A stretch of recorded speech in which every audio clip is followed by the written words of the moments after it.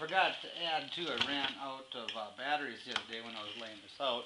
What I did is I first laid a string along the whole length of the stave, and then I marked that string and made a straight line all the way down the center. And then I went and took and marked from those center lines out evenly, because these limbs are going to be parallel on a Mollagabet style bow. And then they, then they get finer here. So I just basically laid that out and then cut it out on the saw.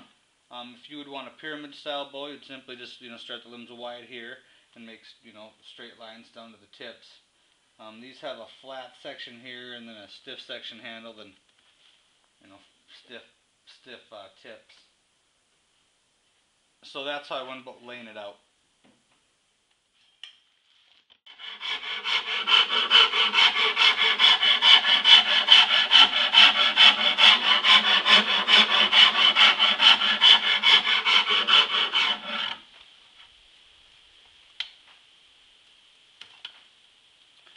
Okay, now I got both limbs down to 3/8 inch thickness minus the crown of the board.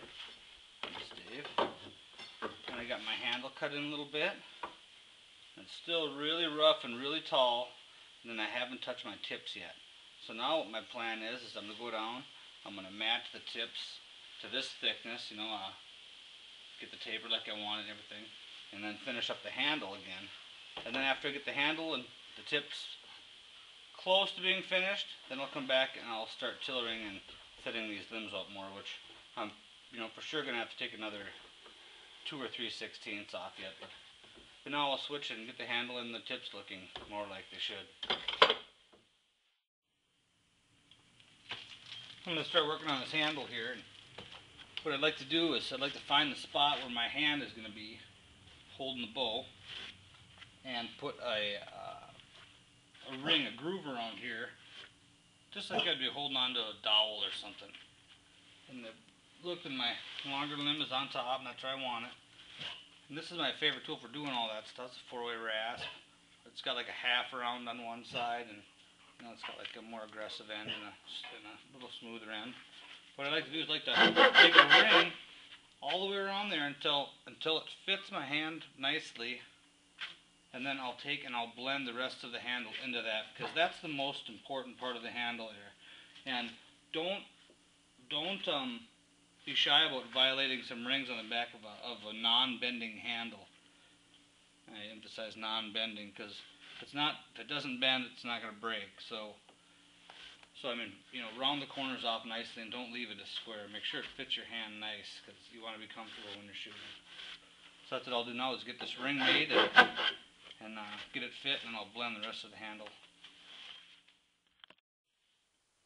Here's the handle so far. Like I was telling you, I like to make an exaggerated ring around the handle until I get a pretty good grip, and I think that's okay. It's still going to go around a little more, take a little bit more off yet though, yeah. But I'm getting close. This is starting to feel good, but I'm real heavy in the transitions and the fades yet. So that's what I'm going to do, is I'm going to work these down a little bit, lighten them up, make sure this is uniform, and then I'll go to the tips. I don't need this handle finished to tiller it out. What I like to do is get everything real close and just gradually finish everything off at the same time. So that's where I'm at right now with the handle. Violet little grain on the back, don't worry about that. Stiff handle. So I'll finish that up, and then I will go towards the tips.